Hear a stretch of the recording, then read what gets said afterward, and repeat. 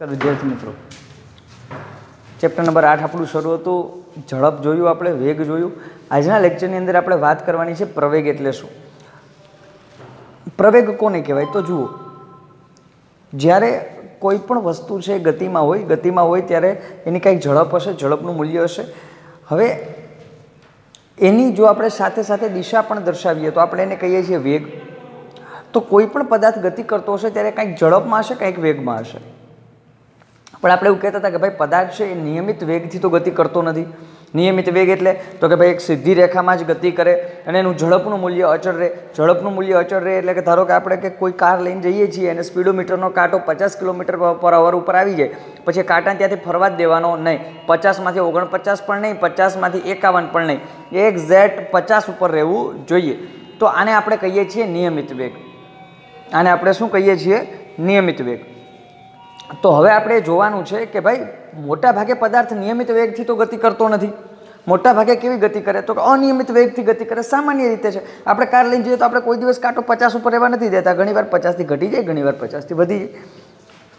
આપણે દિશા પણ બદલીએ છીએ. તો પદાર્થ નિયમિત વેગથી ગતિ નથી કરતો.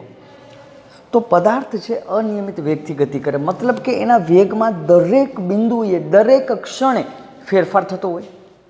દરેક બિંદુએ ફેરફાર થતો હશે કે નહીં? બરાબર. ધારો કે આપણે કાર લઈને જઈએ છીએ, સારો રસ્તો છે, તો આપણી સ્પીડ ધારો કે 50 છે, 2-5 સેકન્ડ પછી 55 થાય, 2-5 સેકન્ડ પછી 60 થાય, 2-5 સેકન્ડ પછી 65, 2-5 સેકન્ડ પછી 70, 2-5 સેકન્ડ પછી 75, સ્પીડ વધતી જશે. પછી ધારો કે અચાનક શું થઈ ગયું? અચાનક સામે કોઈ મોટો ખાડો આવી જાય છે અથવા કોઈ પ્રાણી આવી ગયું તો શું થાય? આપણે બ્રેક મારશું એટલે શું થશે? સ્પીડ 70માંથી ઘટતી ઘણીવાર 40 પહોંચી જાય ને ઘણીવાર 0 પર પણ પહોંચી જાય. તો આ બધો વેગ કેવો છે? અનિયમિત છે. વચ્ચે આપણે ક્યાંક દિશા બદલીએ છીએ તો પાછો અનિયમિત થાય છે. તો સતત આપણી ગતિ કેવી હોય? અનિયમિત વેગી ગતિ હોય. તો એમાં જો દરેક ક્ષણે શું થાય? વેગનો ફેરફાર થાય છે કે નહીં? દરેક ક્ષણે, દરેક બિંદુએ વેગનો ફેરફાર થાય. તો બધા લોકોએ વિચાર્યું કે ભાઈ આ વેગનો જે ફેરફાર થાય છે એના માટે પણ કોઈ એક રાશિ હોવી જોઈએ જે વેગનો ફેરફાર આપણને દર્શાવે કે ભાઈ તમે આ બિંદુથી ગતિ શરૂ કરી, આ બિંદુએ ગતિ પૂર્ણ કરી, તો આ એટલા ગતિપથમાં તમારા વેગનો ફેરફાર કેટલો છે. તો આ વેગનો ફેરફાર દર્શાવતી રાશિને આપણે કહીએ છીએ પ્રવેગ. કઈ રાશિ કહીએ છીએ? પ્રવેગ. ચાલો તો હવે જોવાનું છે પ્રવેગ.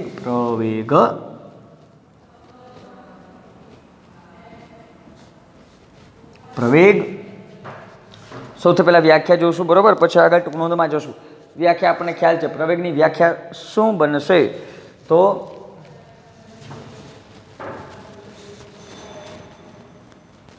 એકમ સમયમાં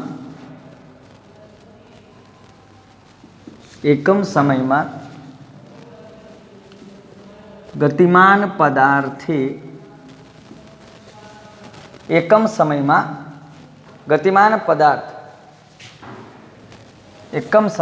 ગતિમાન પદાર્થના વેગમાં થયેલ ફેરફારને પ્રવેગ કહે છે. ચલો જુઓ, એકમ સમયમાં ગતિમાન પદાર્થના વેગમાં થયેલ ફેરફારને પ્રવેગ કહે છે. એકમ સમય એટલે કોઈ ચોક્કસ સમય જે આપણે દરેક માટે લઈએ. ઝડપ માટે લીધો, વેગ માટે લીધો, હવે પ્રવેગ માટે લેશું. એકમ સમયમાં ગતિમાન પદાર્થ એટલે જે પદાર્થ ગતિમાં છે એવો પદાર્થ. એકમ સમયમાં ગતિમાન પદાર્થના વેગમાં થયેલ ફેરફારને પ્રવેગ તરીકે ઓળખવામાં આવે છે. મતલબ કે ભાઈ કોઈ પણ પદાર્થ ગતિમાં છે અને એના વેગમાં જેટલો પણ ફેરફાર થાય છે એકમ સમયમાં, એ ફેરફાર આપણે લઈ લેવાનો. એને જ આપણે શું કહીએ છીએ? પ્રવેગ. વેગમાં કેટલો ફેરફાર થાય એટલું સમજાણું કે નહીં? હવે એક વસ્તુ જુઓ. હવે વેગમાં થયેલ ફેરફાર અહીંયા આપણે મૂકી દીધો. ચાલો, એમાં તો કાંઈ વાંધો નથી. તો આના ઉપરથી સૂત્ર બને કે નહીં? મેં કીધું હતું ભાઈ, જ્યારે પણ વ્યાખ્યામાં એકમ શબ્દ દેખાય, આમાં તો જો પહેલો જ એકમ છે, પહેલો શબ્દ જ એકમ આવી ગયો. વ્યાખ્યામાં એકમ શબ્દ દેખાય એટલે એના ઉપરથી શું બની જાય? સૂત્ર બની જાય.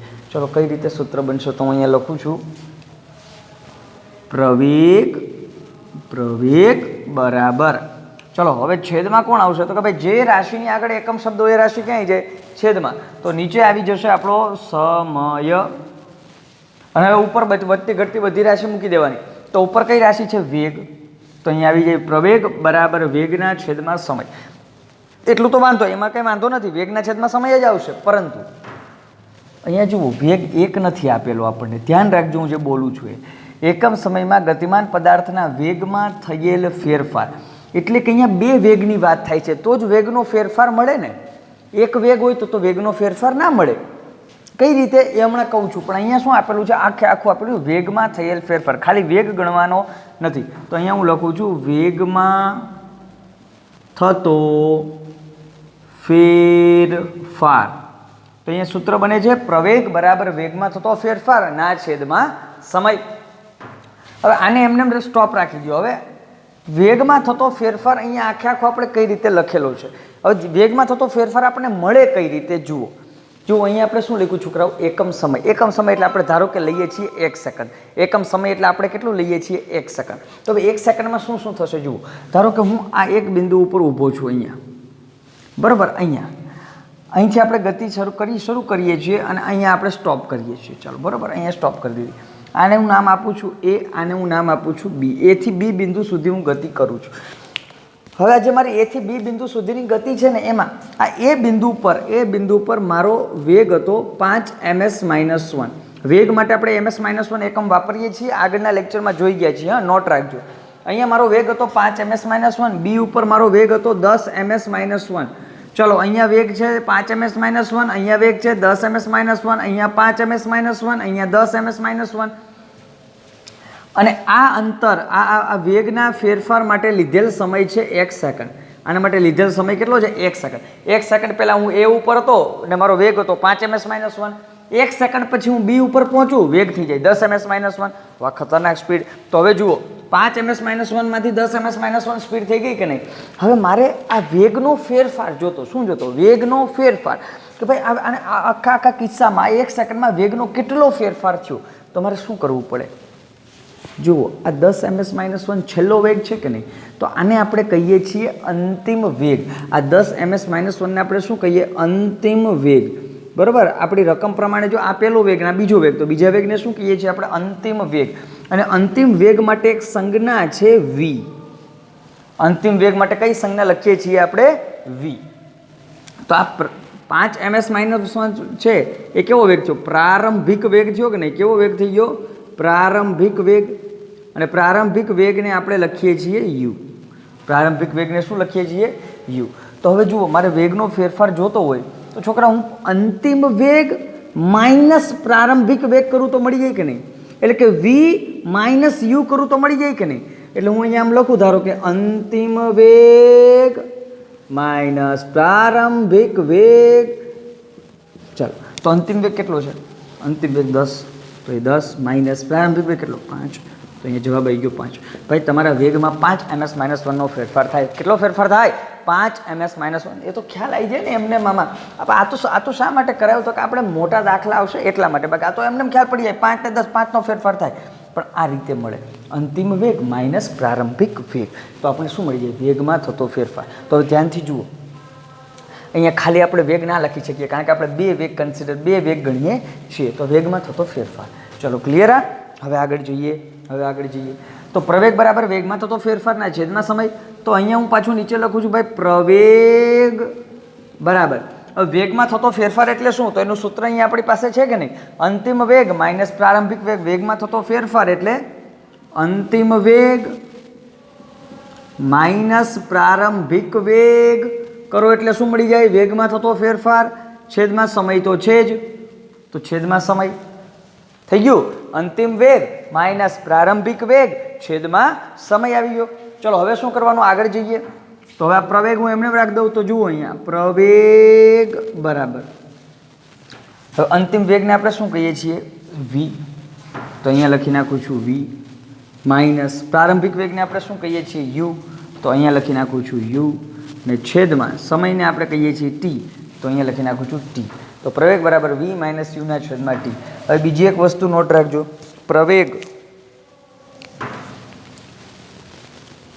પ્રવેગને સંજ્ઞા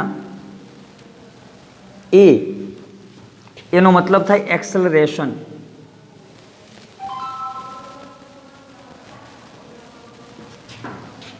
તરીકે દર્શાવાય છે.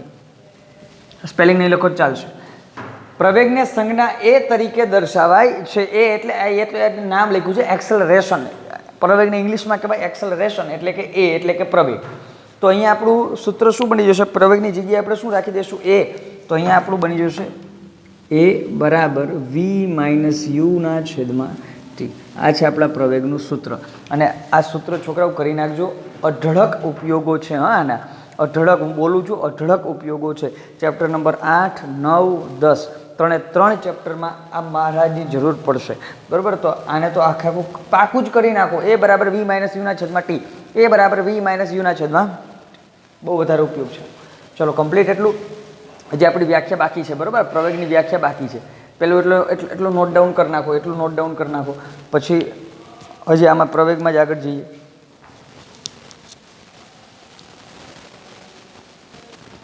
આગળ જઈએ. હવે જુઓ આ ભાગ ઉપરથી આ એટલું તમે નોટ ડાઉન કરી લીધું હશે. આના પછી હવે આપણે જોવાનું છે કે ભાઈ પ્રવેગ અદિશ રાશિ છે કે સદિશ રાશિ છે? પ્રવેગ છે ધન મળે કે ઋણ મળે? ક્યારે ધન મળે, ક્યારે ઋણ મળે? પ્રવેગના પ્રકાર કયા કયા છે? એ ઘણું બધું આપણે હવે જોવાનું છે. ચલો બરાબર. હવે એક વસ્તુ પાછું ઉપર લખી નાખું છું. જે આપણને સૂત્ર મળી ગયું પ્રવેગનું. પ્રવેગનું સૂત્ર આપણને શું મળેલું છોકરાઓ? એ બરાબર વી માઇનસ યુના છેદમાં ટી. તો ચલો હવે અહીંયા આપણે સૂત્ર મળતું હતું એ બરાબર વી માઇનસ યુના છેદમાં ટી. તો આપણે કીધેલું છે ભાઈ સૂત્ર ઉપરથી શું મળે? એસઆઈ એકમ મળે કે નહીં? સૂત્ર ઉપરથી શું મળી જાય? એસઆઈ એકમ મળે. તો હવે આનો એસઆઈ એકમ શું થશે? તો અહીંયા લખું છું પ્રવેગનો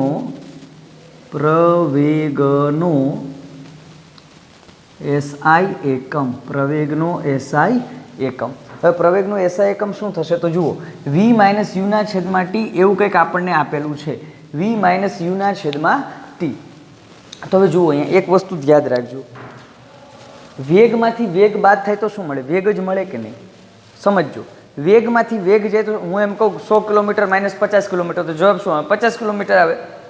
ટૂંકમાં એક વસ્તુમાં એક રાશિમાંથી બીજી ટૂંકમાં એ સમાન રાશિના મૂલ્યોને એકબીજામાંથી બાદ કરીએ તો એસઆઈ એકમ સમાન જ રહે. તો વેગમાંથી વેગ જાય તો વેગ જ રહે. તો ભાઈ વેગનો એસઆઈ એકમ કેટલો છે આપણી પાસે? તો વેગનો એસઆઈ એકમ છે આપણી પાસે મીટર પર સેકન્ડ. આ વેગનો એસઆઈ એકમ છે. વી માઇનસ યુ એટલે અહીંયા વેગ આવી જાય, એનો એસઆઈ એકમ છે મીટર પર સેકન્ડ. ના છેદમાં ટી સમયનો એસઆઈ એકમ શું છે? એસ. તો આવું કંઈક વિચિત્ર એસઆઈ એકમ મળ્યો કે નહીં? મીટરના છેદમાં સેકન્ડના છેદમાં સેકન્ડ. તો હવે આનો એસઆઈ એકમ બનાવશું કઈ રીતે? તો જુઓ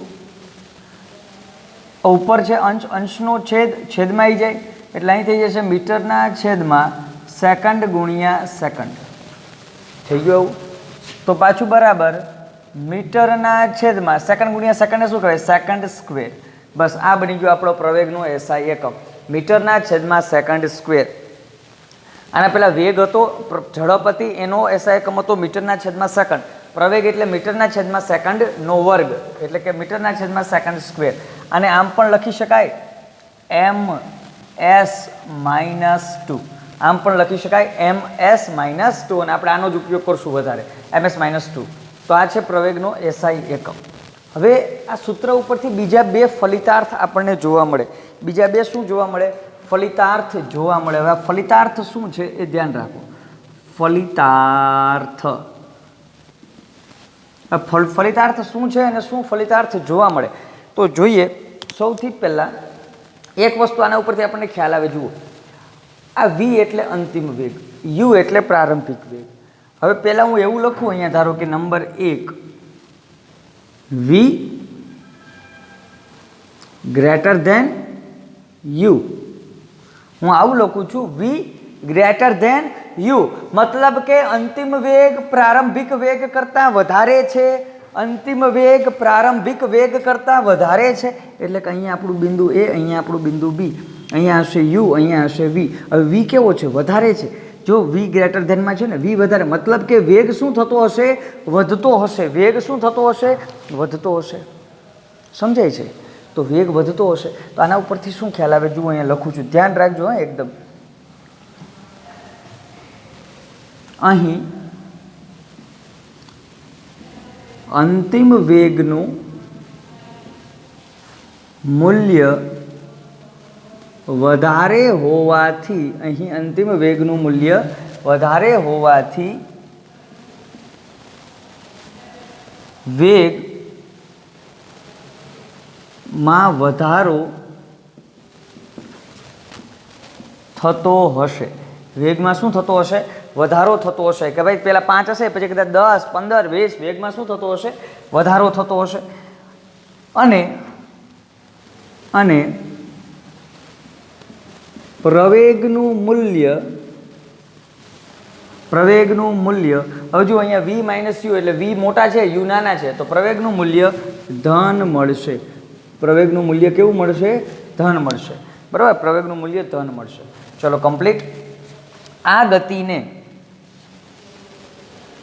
આવી ગતિને પ્રવેગી ગતિ કહે છે. ચલો 3 મુદ્દા આવ્યા આમાં જુઓ.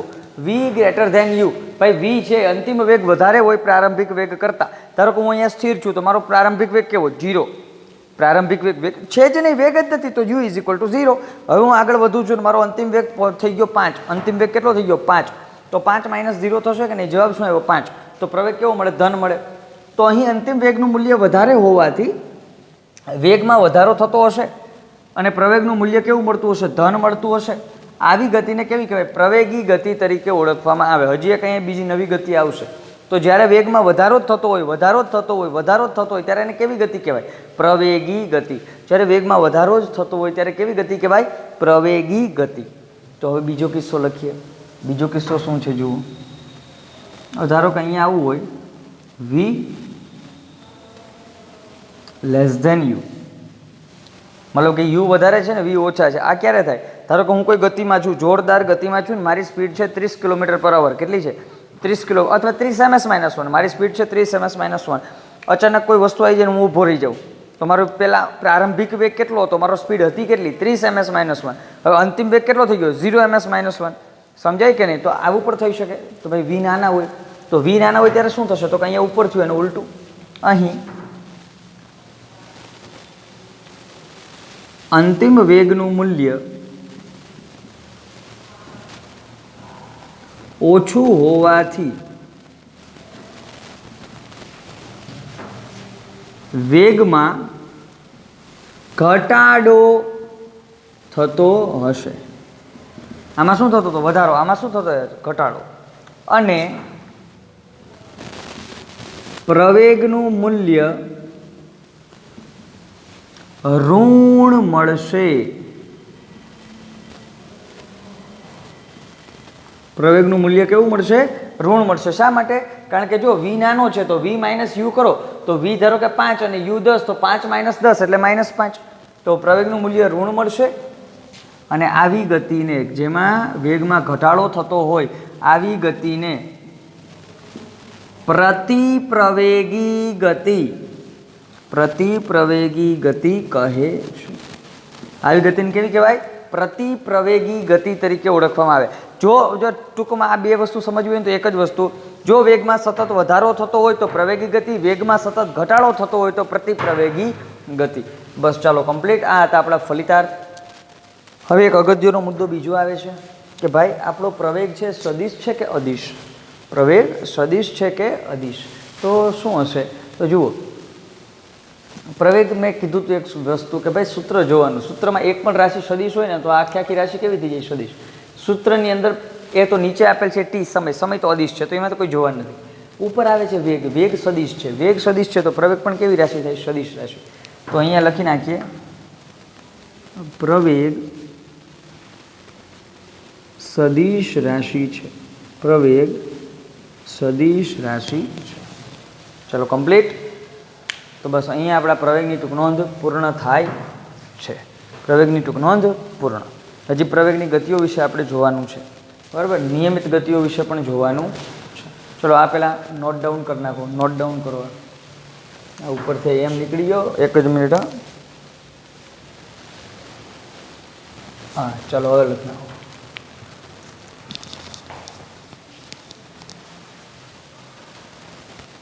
ચલો આગળ જઈએ. હવે જુઓ પ્રવેગ અને પ્રતિપ્રવેગના ઉદાહરણ. પ્રવેગના એક્ઝામ્પલ ક્યાં ક્યાં છે? પ્રવેગના એક્ઝામ્પલ ક્યાં ક્યાં છે? તમે હમણાં આપી દીધા છતાં એકવાર કહી દઉં છું. ધારો કે મારે અહીંયા સ્પીડ જે છે એ ધારો કે 30 ms-1 હોય, મતલબ કે મારો પ્રારંભિક વેગ છે 30 ms-1. આગળ જઈને હું કઈ જગ્યાએ સ્થિર થઈ જાઉં તો મારો વેગ થઈ ગયો 0. તો મારો પ્રારંભિક વેગ થશે 30, અંતિમ વેગ થશે 0. સમજાય કે નહીં? તો આ કેવો છે? પ્રતિપ્રવેગ છે. મારા વેગમાં શું થાય છે? ઘટાડો થાય છે. એવી જ રીતે કોઈ પદાર્થને આપણે ઉપર ફેંકીએ, હવે જ્યારે ઉપર ફેંકીએ ત્યારે એની સ્પીડ વધારે હોય, જેમ ઉપર જેમ સ્પીડ ઘટતી જાય ને એક સમયે શું થઈ જાય? સ્થિર. તો આમાં શું થાય? વેગનો ઘટાડો. તો આ શું છે? પ્રતિપ્રવેગ છે. સમજાય જ કે નહીં? તો ભાઈ જ્યારે કોઈ પણ પદાર્થ છે એના વેગમાં ઘટાડો થતો હોય ત્યારે એને કહેવાય પ્રતિપ્રવેગ. હવે ધારો કે બીજું એક એક્ઝામ્પલ લઈએ. ધારો કે કોઈ ઢાળ છે, એ ઢાળ ઉપરથી આપણે પથ્થરને નીચે ધક્કો મારીએ તો પથ્થર જેમ નીચે જશે એના વેગમાં શું થશે? વધારો થશે. તો એ પ્રવેગી ગતિ છે, એ પ્રવેગ છે. તો વેગમાં વધારો થતો હોય તો પ્રવેગી ગતિ, વેગમાં ઘટાડો થતો હોય તો પ્રતિપ્રવેગી ગતિ. ચલો ક્લિયર. હવે આના સિવાયનો એક ટોપિક ભણવાનો છે આપણે આજના લેક્ચરમાં અત્યારે હમણાં, એ છે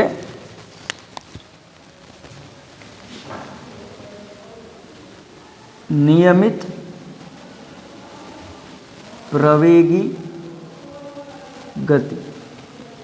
ટોપિક જે ભણવાનો છે કયો છે? નિયમિત પ્રવેગી ગતિ. હવે નિયમિત પ્રવેગી ગતિ શું છે જુઓ, વ્યાખ્યા પહેલા કરું છું પછી આગળ જઈએ. સુરેખ પથ પર એટલે સીધી રેખામાં, સુરેખ પથ પર ગતિ કરતા પદાર્થના વેગમાં થતો વધારો, અહીંયા વેગમાં થતો વધારો જ આવશે, કારણ કે ગતિ કઈ છે? પ્રવેગી ગતિ. આ નિયમિત અત્યારે ભૂલી જાઓ. પ્રવેગી ગતિ છે તો વેગમાં શું થતો હોય? વધારો જ થતો હોય. પ્રતિપ્રવેગી હોય તો ઘટાડો થતો હોય. સુરેખ પથ પર ગતિ કરતા પદાર્થના વેગમાં થતો વધારો એક સરખા સમયગાળા માટે સમાન રહેતો હોય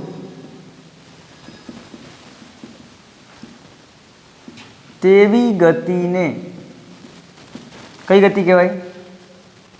નિયમિત પ્રવેગી ગતિ કહે છે. ચલો જુઓ, નિયમિત પ્રવેગી ગતિ એટલે સુરેખ પથ પર ગતિ કરતા પદાર્થના વેગમાં થતો વધારો એક સરખા સમયગાળા માટે સમાન રહેતો હોય. મતલબ શું જુઓ, ધ્યાનથી સમજો. પહેલાં તો કેવું ભાઈ, તો કે સુરેખ પથ પર, સુરેખ પથ રાખી દેવાનું, સીધી ગતિ કરતા પદાર્થના વેગમાં થતો વધારો. જુઓ અહીંયા પ્રવેગી ગતિ છે, અહીંયા પ્રતિપ્રવેગી હોત તો વેગમાં ઘટાડો થતો હોત. અહીંયા પ્રવેગી ગતિ છે એટલે વેગમાં વધારો થાય છે. તો પદાર્થના વેગમાં થતો વધારો એક સરખા સમયગાળા માટે સમાન રહેતો હોય. મતલબ કે વેગમાં વધારો થાય પણ ચોક્કસ સમય માટે આ જે વધારો છે કેવો છે? સમાન છે, ચોક્કસ છે. મતલબ કે ધારો કે વેગમાં વધારો થાય એટલે પ્રવેગ તો છે જ, પ્રવેગી ગતિ છે. પણ ધારો કે પહેલી સેકન્ડે મારા વેગમાં વધારો થયો 5, બીજી સેકન્ડે 5, ત્રીજી સેકન્ડે 5, ચોથી સેકન્ડે 5, છઠ્ઠી સેકન્ડે 5, દર સેકન્ડે મારો જે વેગ છે 5 ms-1 વધી જાય છે. એક્ઝામ્પલ તરીકે ભાઈ પહેલી સેકન્ડે મારો વેગ હતો 5 ms-1, બીજી સેકન્ડે 1 સેકન્ડ પછી મારો વેગ થઈ ગયો 10 ms-1, ત્રીજી સેકન્ડે મારો વેગ થઈ ગયો 15 ms-1, ચોથી સેકન્ડે મારો વેગ થઈ ગયો 20 ms-1, પાંચમી સેકન્ડે મારો વેગ થઈ ગયો 25 ms-1. તો જો દરેક સેકન્ડે વેગનો વધારો કેટલો છે? 5 ms-1. દરેક સેકન્ડે વેગનો વધારો જુઓ છે કે નહીં? 15 - 10 5, 20 - 15 5, 25 - 20 5. જુઓ આ સમયનો એક સરખો ગાળો છે, બધામાં કેટલી સેકન્ડ? એક સેકન્ડ. તો એક સરખા સમયગાળા માટે સમાન રહેતો હોય કોણ? વેગમાં થતો વધારો. તો ભાઈ વેગમાં થતો વધારો કેવો છે? આ બિલકુલ સમાન જ છે, બધામાં 5 ms-1 વધારો થાય છે. તો આવી ગતિને કહેવાય નિયમિત પ્રવેગી ગતિ. હવે આપણે વિચાર એવો થાય, આવી ગતિ ક્યાંય જોવા મળે? હા, બિલકુલ જોવા મળે. આવી ગતિ જોવા મળે છે. કઈ જગ્યાએ જોવા મળે? જ્યારે કોઈ પદાર્થને આપણે ચોથા માળે નીકળી જઈએ. ક્યાં નીકળી જઈએ? ચોથા માળે. ચોથા માળેથી આપણે આમ ધારો કે કોઈ એક બેગ છે ને આમ નીચે છોડી દીધું, તો બેગ જ્યારે નીચે આવતું હશે ને ત્યારે બેગના વેગ જે આપણે નાખ્યું નીચે એનો જે કંઈક વેગ હશે દર સેકન્ડે 9.8 ms-2 પ્રવેગથી ગતિ કરે. એટલે કે જ્યારે બેગને આપણે નીચે નાખીએ કે કોઈ વસ્તુને કે પથ્થરને ગમે વસ્તુને નીચે નાખીએ ત્યારે એના વેગમાં દર સેકન્ડે 9.8 એટલે કે 10 ms-1નો વધારો થતો હોય. કેટલો વધારો થતો હોય? 10 ms-1નો વધારો થતો હોય. બરાબર, એના વિશે આપણે વધારે હમણાં થોડી વારમાં ભણશું. તો બસ આ છે આપણી નિયમિત પ્રવેગી ગતિ. ચલો, ખબર પડી કે નહીં? આ નિયમિત પ્રવેગી ગતિ છે. હવે કઈ રીતે થતી હશે? તો કે ભાઈ આ ધારો કે આ કોઈ બિલ્ડિંગ છે, અહીંયા આપણે ઊભા છીએ, ચલો આવી ગયા. હવે અહીંથી આપણે કોઈ બેગને નીચે નાખીએ છીએ. આ ધારો કે કોઈ એક બેગ છે અને આપણે નીચે નાખીએ છીએ, તો બેગ આવી રીતે ધીરે ધીરે ધીરે ધીરે નીચે આવતું હશે કે નહીં? નીચે આવતું હશે અહીંયા. પણ આમાં શું થતું હશે? જો આ બેગ છે ને એ 1 સેકન્ડ પછી અહીંયા એનો વેગ કેટલો હશે? તો અહીંયા યુ લખી નાખું છું 0, કારણ કે તે સ્થિર છે, આપણે પકડી રાખેલું છે. શું કરેલું છે? પકડી રાખેલું છે. પકડો ને. હવે આને આપણે છોડીએ એટલે 1 સેકન્ડ પછી અહીંયા લખી નાખું છું t=1 સેકન્ડ. પહેલી સેકન્ડે આનો વેગ છે કેટલો થઈ જશે? 9.8 ms-1. વેગ કેટલો થઈ જાય? 9.8 ms-1. હવે અહીંયા 2 સેકન્ડ પછી t=2 સેકન્ડ. બીજી સેકન્ડ આનો વેગ થઈ જશે 19.6 ms-1. 9.8 પાછો વધી ગયો તો 19.6 ms-1. t=3 second. ત્રીજી સેકન્ડે વેગ કેટલો થઈ જશે? 29.4 ms-, પાછો 9.8 વધી જાય. t=4 second. ચોથી સેકન્ડે વેગ કેટલો થઈ જશે? તો કે 39.2 ms-1. અને t=5. પાંચમી સેકન્ડે વેગ કેટલો થઈ જાય? 49 ms-1. સમજાય કે નહીં? તો ભાઈ આ હકીકત છે. આ શું છે? હકીકત. જ્યારે પદાર્થ નાખીએ ત્યારે આવી જ રીતેનો વેગ વધતો હોય. પાંચમી સેકન્ડે વેગ કેટલો થઈ જાય? 49 ms-1. તો આને કેવી કહેવાય? નિયમિત પ્રવેગી ગતિ. વેગમાં જો વધારો થાય છે એટલે પ્રવેગી ગતિ, અને વધારો કેવો છે? નિયમિત છે, ચોક્કસ છે, એટલે નિયમિત પ્રવેગી ગતિ. ચલો, ખ્યાલ આવી ગયો? તો આ છે આપણી નિયમિત પ્રવેગી ગતિ. હવે આના પછી આવે છે નિયમિત પ્રતિપ્રવેગી ગતિ. આ પ્રવેગી ગતિ આવી તો હવે કોણ આવે? પ્રતિપ્રવેગી ગતિ. તો કોને કહેવાય નિયમિત પ્રતિપ્રવેગી ગતિ? જુઓ,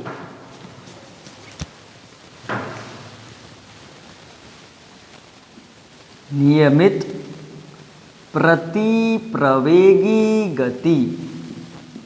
ચાલો, તમે ઉલટું જ આવશે, બસ બીજું જ કંઈ કરવાનું છે નહીં લાંબુ. શું આવશે? સુરેખ પથ પર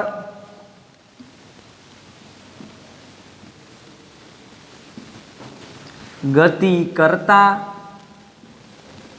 પદાર્થના, આવતે ઉપર છે એમ જ, પદાર્થના વેગમાં થતો ઘટાડો. અહીંયા વધારો હતો કારણ કે પ્રવેગી ગતિ, અહીંયા પ્રતિપ્રવેગી. તો વેગમાં શું થતો હોય? ઘટાડો થતો હોય. ઘટાડો એક સરખા સમયગાળા માટે સમાન રહેતો હોય. બસ બીજું કોઈ ફેરફાર જ નથી. રહેતો હોય તેવી ગતિને નિયમિત પ્રતિપ્રવેગી ગતિ કહે છે.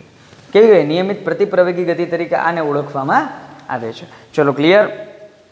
આનું એક્ઝામ્પલ ક્યાં? તો જ્યારે કોઈ પદાર્થને આપણે ઉપર ફેંકીએ છીએ ત્યારે એના વેગમાં દર સેકન્ડે 9.8 ms-1નો ઘટાડો થાય.